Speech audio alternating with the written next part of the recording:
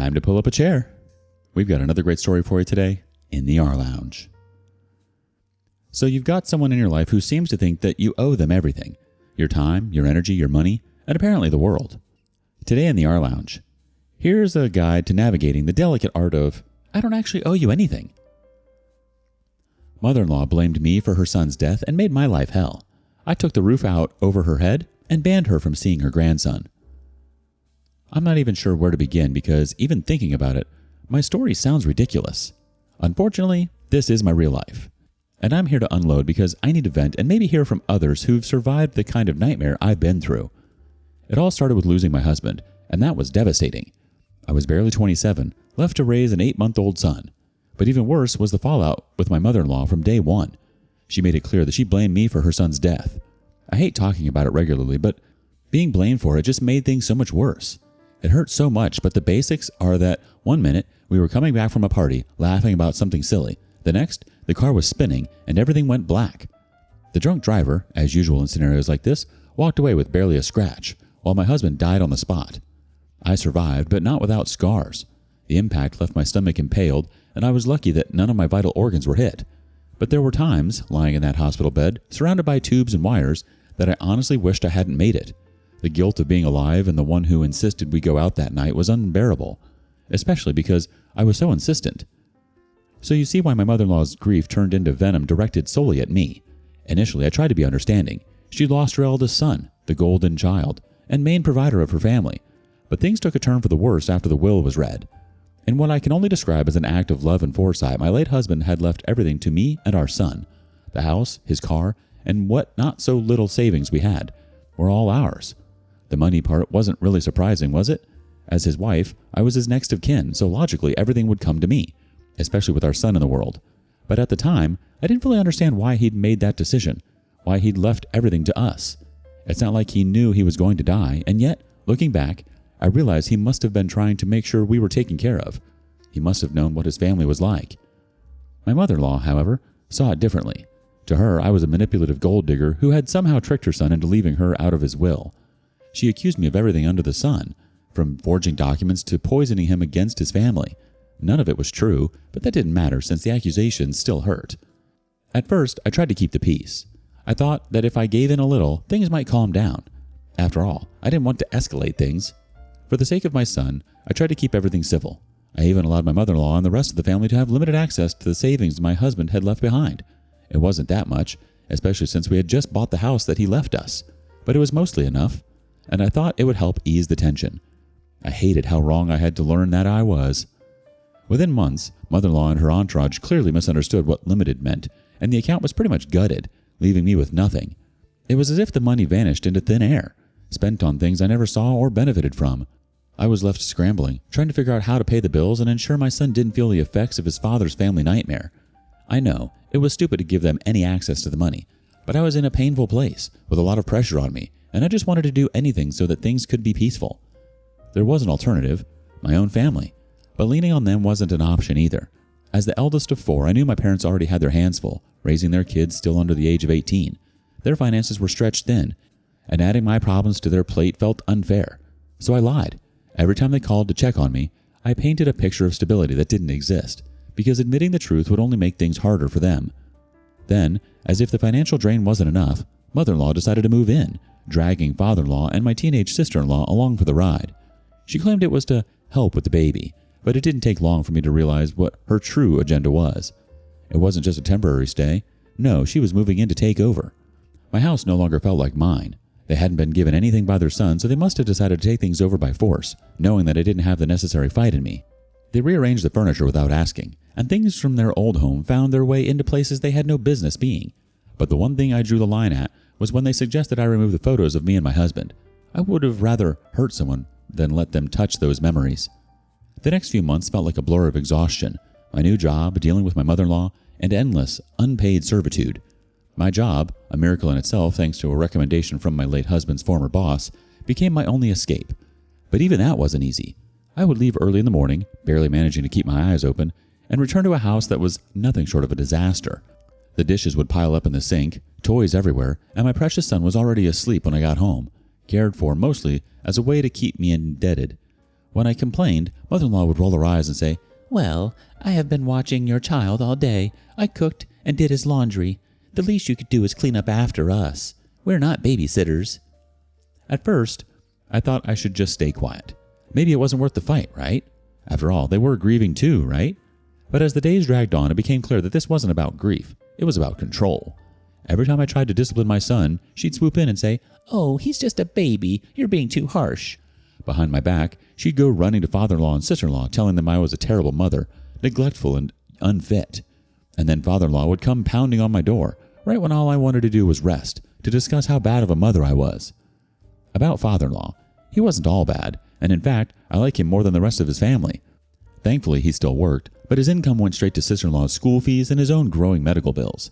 The man was getting old, and I felt bad for him, but it didn't excuse his lack of effort around the house. Then there was sister-in-law, who acted like she was on some kind of extended vacation. She never lifted a finger around the house. When I asked her to help, mother-in-law would intervene and say, "She's just a child. Let her focus on her studies." Mind you, this child was 16 years old and perfectly capable of washing a dish or two. Plus, it seemed like any studies she was doing were on social media. Mother-in-law would scold me daily about how hard she worked cooking and homeschooling my son, even though she wasn't qualified to teach. The meals she cooked were always enough for everyone else, but there was rarely any food left for me when I got home. The financial burden was made somewhat easier by my job, which paid well enough for me to afford it all. That doesn't mean I like paying for everything, though. I hated every single aspect of it, but for some reason I kept pushing through. Maybe it was because somewhere deep inside, I felt like I was somehow responsible for my husband's death. As for mother-in-law, she refused to work. "I'm grieving," she would say whenever I suggested she get a job, despite being in her late 40s and perfectly capable of working. Inflation was in full effect, making everything more expensive, and there I was, footing the bill for all of it. Then one day, mother-in-law came to me asking for a loan. I refused at first. I told her that she was young, healthy, and fully capable of finding a job. I think some of my frustration had seeped out, and I usually kept it in. You'd have thought I slapped her across the face with how offended she got. That sparked a fight.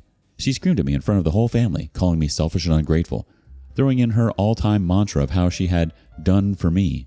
After days of guilt-tripping with father-in-law and sister-in-law joining in the chorus, I reluctantly agreed to give her the loan, just to keep the peace. But I wasn't about to let her screw me over. I saved our text conversations, recorded our verbal agreements, and even got her to sign a written acknowledgement of the loan. And of course, the loan disappeared faster than my patience. Mother-in-law never mentioned paying it back and acted as though it had never happened. When I brought it up, she would either change the subject or act like I was being unreasonable. This was just a one-off. It happened over and over again. But taking my money wasn't enough for her. Then came the emotional games. Mother-in-law went out of her way to exclude me from family activities, making it clear that I wasn't really part of her family. She would take my son out without informing me first. And when my son started talking, she insisted he call her Mommy, claiming it was easier for him to say than Grandma. That never took flight, though. My son knew better, and I made sure to spend every free moment I had with him during the evenings and on weekends. I never brought work home, so our mother-son bond was strong, and is still strong. Despite all of this, I tried to hold it together for my son. I kept telling myself that enduring mother-in-law's antics was worth it as long as my child had a stable home. But by this point, I was so angry and frustrated that the guilt of my husband's death no longer had any hold on me. I had a savings account for my son's school fees when he was ready to go, but that wasn't the only reason I was putting money aside. I had bigger plans. I was going to take my son and get the hell out of that nightmare of a house. But then, everything changed when I met Ryan. Ryan was a colleague who transferred to my department over a year ago. He was kind, funny, and patient. Everything my late husband had been. He didn't just see me as a widow or a struggling single mom. He saw me. For the first time in years, I felt like I had a shot at happiness again. At first, I didn't tell anyone about Ryan, not even my parents. Mother-in-law had this uncanny ability to sniff out anything that made me happy and turn it into a weapon. But one day, I made the mistake of mentioning his name in passing during a conversation with sister-in-law. I didn't think much of it at the time. She was like every teenager her age, busy scrolling through her phone, barely acknowledging me. Big mistake. Huge. 2 days later, mother-in-law cornered me in the kitchen. "Who's this Ryan you're seeing?" she demanded, her voice dripping with disdain. "You're already parading some man around while my son's memory is still fresh?" I was floored. First of all, my husband had been gone for 4.5 years at that point. Secondly, I wasn't parading anyone around. I hadn't even introduced Ryan to my son yet. But mother-in-law wasn't interested in hearing my side of things. She launched into a tirade about how I was disrespecting my late husband and tarnishing the family's name. I mean, really? If only she could see the family name after what they'd done to me, she'd realize it was already tarnished. But mother-in-law saw my happiness as a threat. It started small, refusing to babysit my son whenever I had a date, or whatever she assumed was cover for a date. Then it escalated. One morning, I woke up to mother-in-law screaming that I was abandoning my son for some man. She refused to let me go to work unless I broke up with Ryan. "You don't need a new man. You had my son," she spat, as if I were a piece of property she owned. It took my father-in-law and me threatening to call the police on her before she reluctantly let me go. Even with all of this, I tried to ignore her when I could, thinking she'd eventually get over it. But mother-in-law wasn't done. Oh no, she was just getting started. One afternoon, she showed up at my workplace unannounced, crying and wailing like a lunatic. She made a scene in front of my coworkers and boss, accusing me of neglecting her and the rest of the family. She claimed she and her husband were the ones keeping my household afloat while I gallivanted around with strangers. It was humiliating. Ryan saw all that. My coworkers also watched in horror as she accused me of being an unfit mother. It was so unbearable. The gossip spread quickly and I became the subject of office whispers. Her performance earned me a meeting with my boss afterward, and he gave me a formal warning. My sustenance was being threatened. That was the final straw. Mother-in-law had already taken so much from me, my peace of mind, my independence, my dignity, but this was unforgivable. I knew I couldn't keep living like this. I spent the next few days carefully plotting my next move. Mother-in-law had pushed me into a corner for years, but now I was done being the victim. I felt like all the restraint in me just dissolved. I had taken enough, and I realized I had one major advantage: her greed and my habit of documenting everything. First, I compiled all the evidence of the loans she had taken from me over the years. I had screenshots of our conversations where she asked for money, promising to pay me back. I had audio recordings of her admitting boldly to spending money on unnecessary luxuries rather than helping with the household, solely to spite me. Never with anyone else around, of course. I also had proof of the emotional abuse she subjected me to. Texts filled with insults, guilt-tripping, and outright lies. Let's not forget her signed acknowledgement of the loans. Then, I started contacting lawyers. I found one who specialized in family disputes and explained my situation. She was appalled by what I'd endured and assured me we had a strong case. Not just to reclaim the money mother-in-law had taken, but also to establish my legal right to the house and cut mother-in-law off from any claim to it, as she had constantly threatened to do. But I didn't stop there. I had to ensure mother-in-law couldn't sabotage my relationship with Ryan or tarnish my reputation. I filed a restraining order against her coming to my workplace, citing her public outburst as evidence of harassment. My lawyer helped me draft a strong-worded cease and desist letter, warning her that any further attempts to interfere in my life would result in legal action. Once everything was in place, I made my move.